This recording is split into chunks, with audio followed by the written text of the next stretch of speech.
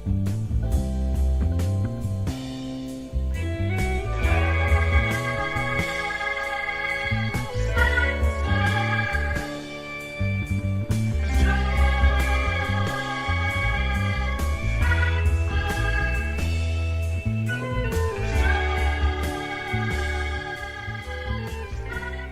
what's up, everybody? Welcome back. Psychedelic here. Hope you guys are doing well. I was supposed to have a video this past Saturday up on YouTube, but unfortunately, due to some audio issues, I had to kind of scrap the whole thing. Kind of sucks because I put a lot of effort into it. It was the movie review that was coming up. I was hoping to upload Saturday, but it's not the first time that's happened, where I kind of completed a project and audio issues got in the way, so I'm gonna have to do it all over again. But if it's not this week, hopefully next week I'll get it out there. We'll see. Not too pushy about the whole thing. Just whenever it comes about, whenever I'm ready to settle down and do it again. But it happens. Anyways, got a vinyl update for you today. Got kind of a small stack, and it's primarily from Omaha. I went back there on Saturday, visited an old college buddy of mine, made some music together, which was awesome, and kind of record shopped throughout the day, mostly in the old market area. Went to a few different stores I'd never been to in a while, and but before I get to those, though, I'm going to share the two online purchases. Well, one of them, anyways. I don't know if you can consider a Instagram purchase online. I guess you could. Pick this one up from, if you guys know the fellow Pearls Before Swine here on YouTube, he goes by Brett. I purchased this one from his website. This is Relatively Clean Rivers. It's a repress on Phoenix label, which can be hit or miss for some people. It's kind of one of those labels, just like Fallout and Radioactive. Not the most trusting labels out there, they're unofficial, but thankfully this one sounds just fine. The only issue I had with it was that, the pitch was a little off key, so just have to do a little adjusting, but as far as the sound quality, it's spot on. It's nice. It's nice and crisp. And, for good reasons that, there's a good reason why it's not being officially reissued, which I probably won't disclaim on here, but it has to do with kind of some sketchy situations with his family, and I totally get it. He doesn't want to have he doesn't want that recognition, to follow him with this project. But yeah, just what a cover. I mean, it's one of those iconic Acid Archive sort of covers that you always see. And this is a record that's really warmed up to me in the last few years. I mean, I've always known about it, kind of listened to it off and on, got turned off quite a few times, but thankfully this past year especially, it's kind of grown on me very well, so I have a lot more appreciation for it now. Very much West Coast flavored folk rock with some definite rural tinges to it, maybe one Middle Eastern flair to it as well. And yeah, I spotted this online a few times. I was able to purchase it, but just never really felt compelled at the time, so finally figured, it's about time. And this album kind of dives into like different themes of like environmentalism and the way society's built. Very hippie, very spiritual kind of record, which I'm all about. If you get your hands on it, that'd be great. You don't see these floating around too often anymore, so figured that was kind of my chance. So like I said, just some pitching adjustments, just to sped up just a little bit on the dial there, and you'll be set. So thank you, Brett, if you happen to see this. And then this is the one I picked up on eBay, I think maybe 2 weeks ago now. I think I may have spotted this in person too in Omaha one time for like $30 maybe. And this is like the price I paid for too, but you just never see them floating around nearly as much, like in the US anyway. This is Far Out. I forget what the title is called. It's in Japanese. Nehajing, perhaps it's pronounced. And this does not have a gatefold. I think the original did have a gatefold cover. This came out in '73. Japanese heavy psych prog rock band. I think there's some connections to like the Far East Family Band, which is a group I've never really dove into a whole lot, but some connections there. Very comparable to like Flower Traveling Band, Too Much, sort of those kind of progressive bands. This one really, like the first side, really falls into like, really reminds me of Saucer Full of Secrets, the way that the chord changes are kind of played out. It kind of sounds like it's kind of soaring, kind of reaching for something. And then by the second side, they're two side-long tracks. The second side's kind of more, I don't know, it's got a little more Eastern influence on it, some sitar mixed with some, great jamming throughout. It's got a little more flavor to it. Not so simplified, but semi-spacey, space rock a little bit here and there, but for the most part, progressive, heavy psych kind of stuff from Japan. Very stoned flavor as well. Very much in that stoned territory. So it's on Satori, which is also, this is also very much a unofficial reissue, but again, this sounds really, really excellent, thankfully. So yeah, it was about time to pick up on that. I've known the album for quite a while, since my college days. This was one that really stood out to me. I was like, I need to track this down if I can. So the time has finally came. So really glad to add this to the collection. Don't have a whole lot of Japanese psych or prog in general in the collection, so really trying to add to it, I guess. Because earlier I picked up on the mops, so we'll see what happens next.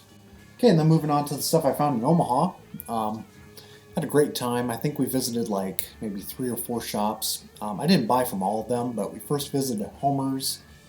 I didn't find anything there that time, and of course I did find some stuff that I would like to have, but just kind of passed on it. Wasn't really feeling it. Like somebody had brought their whole Fairport Convention collection in there, and it was all original copies, but just wasn't feeling it at the time. They were moderately priced, but yeah, just passed on it. But the first one we did go to that I bought stuff was Vinyl Cup, and I've been there like maybe 3 to 5 times, ever since they opened, and this was like the best stuff in stock that they had, according to my taste, that I was able to, seek out. This one here, it's a band called Ram. Their album's called Where, in Conclusion. It's on Polydor. This came out in '72, and this is a record that I've always seen online, heard some good things about, just never really, listened to them till now, really. And man, this one last night blew my freaking mind. Like, this was so damn good. So it's a promotional copy. It's a white label promo. It's a U.S. band. And when you listen to this, they don't sound American at all, which is awesome. Very much progressive. I guess you could call it progadelic. I mean, it's got prog and psych influences. Very much in the hard rock vein as well throughout most of this. And there's a sidelong track on here, Aza. It's like 20 minutes long. Might be the best track on here.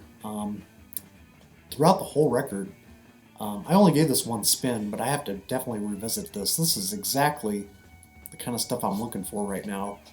And this one just hit the sweet spot. And just to know that it's actually a very affordable record. I mean, you can probably find clean copies for like 25 bucks. This was 12 bucks.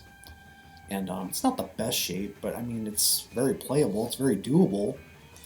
And it's so freaking loud. I mean, it's like you don't even recognize any surface noise or anything. But man, out of all these records, this one impressed me the most, probably, as far as like any blind buys or, revisiting some records. This is one that was just like totally catapulted me somewhere else. So,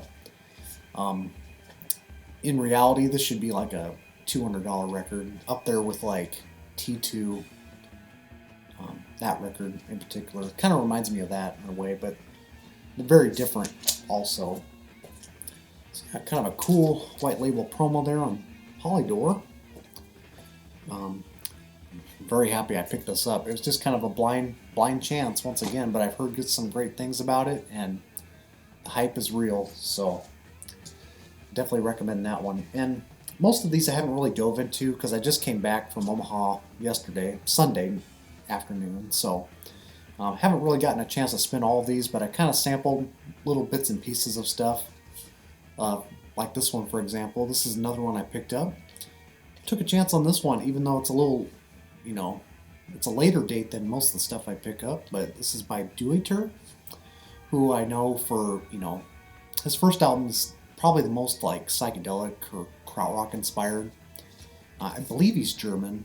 He's definitely from the European side of things, but he kind of dives later on into like some new age, some ambient stuff, which I heard for some people can be kind of corny, kind of cheesy stuff. Didn't know that at first, but I just kind of picked this up based on the whole presentation, and just love the visuals here, and kind of looks like it could be like Ram Dass's lost cousin or something. I believe he's a Buddhist. Yeah, listen to the music of a Buddha, it says on the back, but I've only listened to like the first opening track, and I liked what I heard. It's very spiritual in sound, and kind of just it takes you right there, man.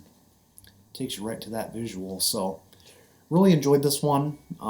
Again, have to kind of spin the whole thing to get my full analysis of it, but yeah. And I think you can find his albums relatively cheap in the U.S. anyway. So it's on the Cook label, which I believe that album Out of Focus is on, which I hope to pick up a repress of that one, because I just listened to that one recently again, and man.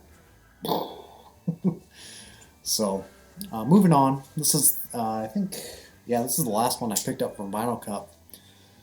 Kind of picked this one up on the image alone. Drugs, Insights, and Illusions. This is kind of more of like a, non-music, very spoken word, educational sort of record that has not dated well. From like 71, I think, or 70. I may have seen this record online before. It's just like very in-your-face kind of cover, it kind of stands out. And I sampled a little bit of this on YouTube on my phone. Haven't heard it all the way through yet, but I was like, yeah, this is kind of a nice niche to get into here. Those kind of spoken word records.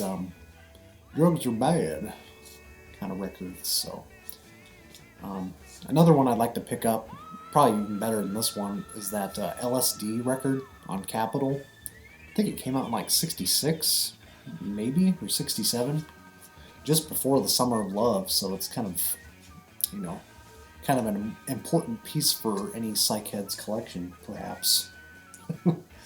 I've had a chance to pick that up, just didn't come home with me that day, but anyways, we moved on, and as we were digging, I picked up a couple things for him. I picked up Underground Sunshine because it was like $5, and the Hello People. I just shared my copy of that, and we happened to find another $6 copy, so I was like, give this a shot. We kind of perceive music the same way, but we have like very different tastes as far as like, he's kind of more of a jazz head. I'm the psych head, but he loves psych as well as I love some jazz, so it's a blend of both worlds, and it's awesome. But yeah, we visited Grapefruit Records in Omaha, and that store really narrows down like any Cosmic Mind fanatic's dream, as far as like vinyl represses. And of course, there's a lot of stuff I did want to pick up, Stone Harbor Emerges. I mean, I would love to have a copy of that sometime down the road, but reissues are not exactly cheap either. I mean, $30. I wasn't feeling that, but 24. I figured I'll pick a $24 reissue up. Why not? So this one was kind of speaking to me. I don't have a whole lot of Zamrock in my collection. This is Ningazi Family, 45,000 volts. I used to have their first record where they made it with that one fella, Thibaut. Don't remember his name, but It's got the fella on the front cover. It's a red cover. I used to have that record, and I do like it. It's just I never played it when I bought it. I just spun it a few times. That's kind of the deal with Zamrock. It's not a particular scene I get reeled into. It's just kind of when the moment's right. But this one is probably my favorite, um, produced by the family. So of course, very crude recording in a way. It's like it has crisp drums, but the fuzz guitar, it's very dirty. It's very dirty in sound. Just some nice rhythms throughout, and this is one that stood out to me in the beginning. So I just had to pick up on this because I think this came out last year, from Now Again. So very just kind of revisiting this one. It had been a while, so just kind of revisiting this one just for fun. Do love me some Zamrock though, but like I said, it's kind of one of those scenes, just like oh, Indian music and just very specific scenes. Um, some kind of latch on, some not as much. And Zamrock, it's kind of hit or miss for me. So I don't have a whole lot of Zam in my collection. But the last place we went to was a place called the Imaginarium, and I guess there's like two places called Imaginarium because this is one that I never visited before. It's kind of more, it's not really specialized in a whole lot of records, but what I found there was, decently priced, as far as like the psych records go. So this is one where I knew what it was, vaguely remember exactly how it sounded. I just remember it's not one of the better ones on the label, but for $5, I was like, why not? Let's just try it out again and give it a full listen. But this is fire. And just looking at the whole cover, it's kind of got a gimmicky cover. It's got the fisheye lens working for it. You could strike a match. I don't know if you could literally strike a match on the cover. It acts like you can. Working on that fisheye lens on the back there, and it's like they're posing in this burnt house, that the fire team had extinguished. But yeah, not very. It's not really a fiery album, surprisingly. It's very much in that soulful pop rock sound. You can definitely tell they're from like the East Coast, given their almost lounge flavor. It's kind of, you can tell these guys probably play around these different clubs, back in the day. A very club-based band. A lot of organ driven throughout, and some percussive sounds. But the thing is, the vocalist and just the arrangements themselves are not very exciting. It doesn't even have a sleeve. I don't care, but plays pretty well considering how it looks. But for $5, I was like, why not? And it's just like I said.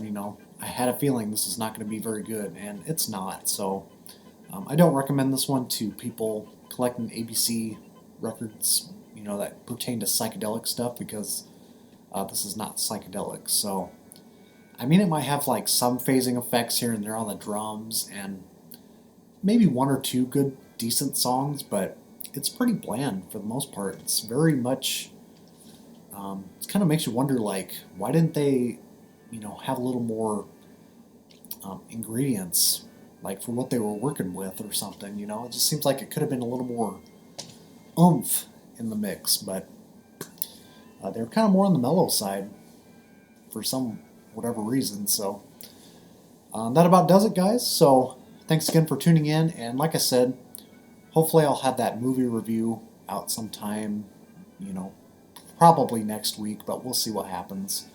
I'm pretty nonchalant, pretty easygoing about that stuff. So I think I have one coming in the mail, which I'm stoked about. So got this one from Spain, of all places. So thanks again, and we shall see you soon.